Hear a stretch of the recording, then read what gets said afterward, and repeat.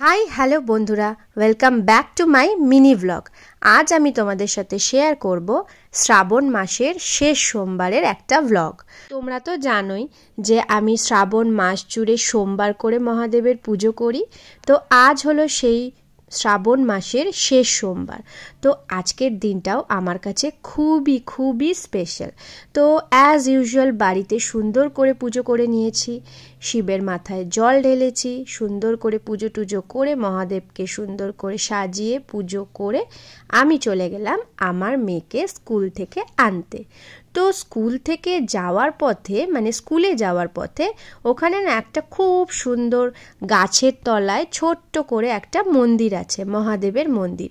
আমার সেই মন্দিরটা প্রতিদিন যাই আর আসি আর দেখি, পুজো করি। শিবরাত্রিতেও আমি যাই জল ঢালতে। তো এইবারেও ভাবলাম যে প্রতি সোমবারই আমি আলাদা আলাদা মন্দিরে পুজো করতে যাই।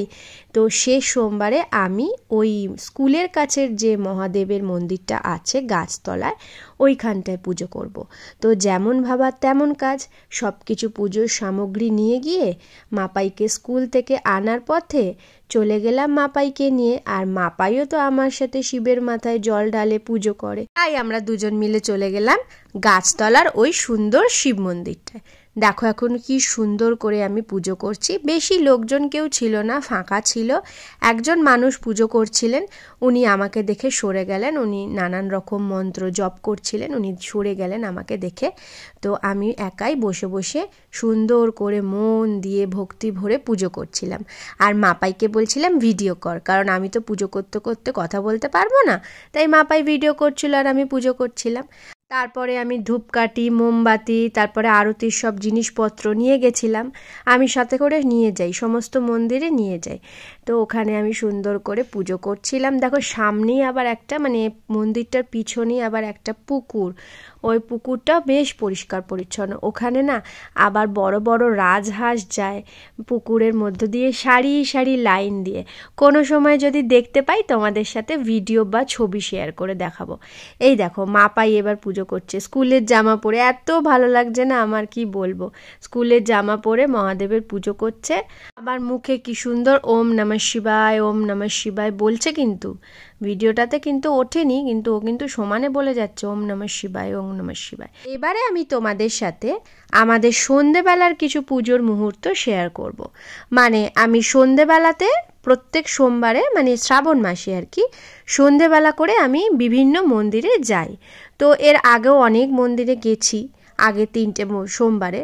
তো সেই ভিডিওগুলো আমি তোমাদের সাথে শেয়ার করেছি। সেখানে তোমরা দেখতে পারো যে আমি কোন কোন মন্দিরে গেছি। খুব সুন্দর সুন্দর মন্দিরে গেছি, পুজো করেছি। তো আজকেও আমরা একটা মন্দিরে যাচ্ছি, বেশি দূর নয়, তাই আমরা হেলমেট পরিনি।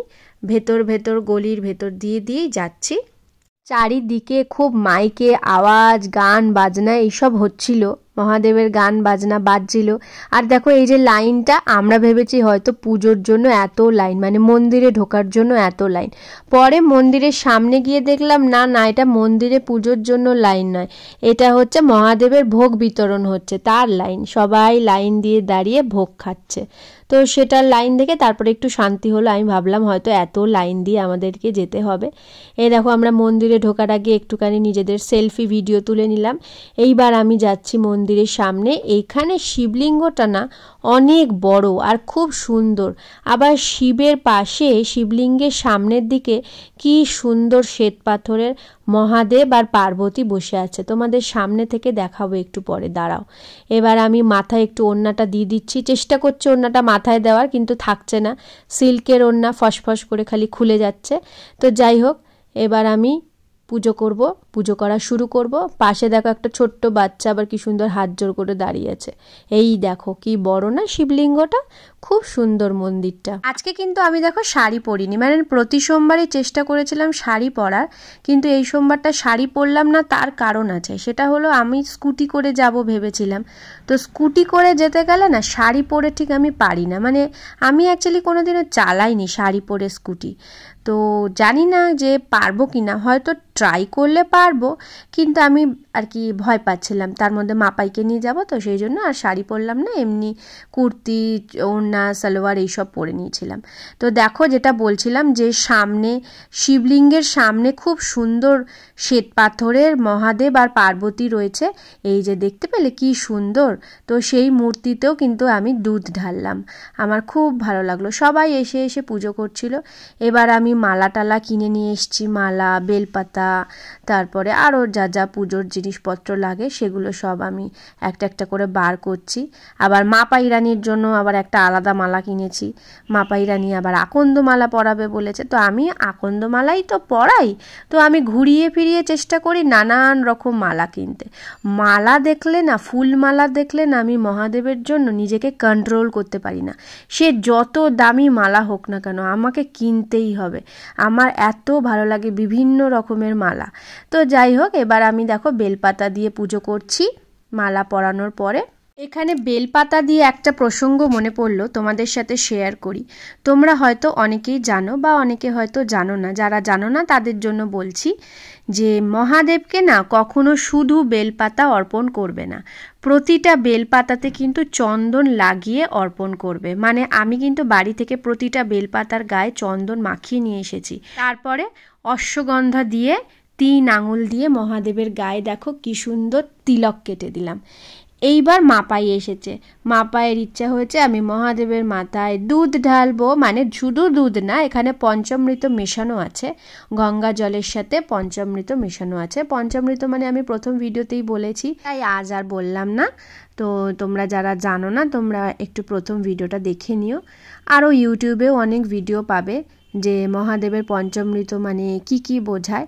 দেখো মাপাই রানীকে দেখো, ওর হাত যাচ্ছে না, এতটা উঁচু না শিবলিঙ্গ, পা এরকম উঁচু করে তুলে মহাদেবের মাথায় কি সুন্দর জল ঢালছে, পুজো করছে। এবার মাপাই রানীর জন্য এত বেলপাতা রেখেছি, মাপাই রানী মহাদেবের কানে, মাথায়, বুকে সব জায়গায় বেলপাতা দিচ্ছে। আর আমাকে খালি বলছে আমি কিন্তু মালাটা কিন্তু এই মহাদেবের মূর্তিকে পরাবো। তখন আমি বললাম হ্যাঁ পরা, সবই এক, তোর যাকে ইচ্ছা তাকেই তুই পরা। তাই শুনে ও খুব হাসতে হাসতে দেখো মহাদেবের মূর্তিতে ছোট্ট ছোট্ট মিষ্টি মিষ্টি হাতে আকন্দ ফুলের মালা পরিয়ে দিল। আবার নমো করছে, আবার আমি বললাম নমো করছিস, পার্বতী মাকে নমো করো। তখন আবার মাতা পার্বতীকে নমো করলো। প্রথমে দেখতে পাইনি, মানে বুঝতে পারিনি, ছোট তো, তাই জন্য ওকে যা যা বলছো তাই তাই শুনছে। যাই হোক, আমাদের দুজনের এই নিয়ে পুজোটা খুব ভালোভাবে কাটলো, মানে শ্রাবণ মাসের শেষ সোমবারের পুজোটা আমাদের দুজনের খুব ভালো কাটলো। তোমরাও যারা শ্রাবণ মাস করো, কি আনন্দ লাগে না একটা, মানে কি সারা বছর ধরে কিন্তু আমরা অপেক্ষা করে থাকি বলো যে কবে শ্রাবণ মাস আসবে, মহাদেবের পুজো করব এতগুলো সোমবার ধরে, মানে সারা বছরই মহাদেবের পুজো করি, কিন্তু কিছু কিছু হয় না স্পেশাল দিনে অপেক্ষা করে থাকি আরও স্পেশালভাবে পুজো করার জন্য। তো সব মিলিয়ে ভিডিওটা তোমাদের কেমন লাগলো কমেন্ট করতে ভুলো না। আজকে পুরোটাই আমার ভয়েস ওভার দিলাম, কোনো মিউজিক দিলাম না, কোনো কিছু গান দিলাম না, তোমাদের সাথে পুরোটাই নিজের ভয়েসে শেয়ার করলাম।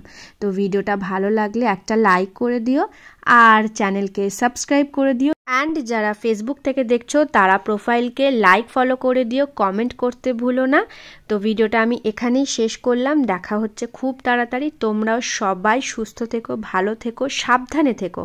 চারিদিকে যা বাজে পরিস্থিতি চলছে সবাই নিজেদের সাবধানে রেখো। Tata, bye bye.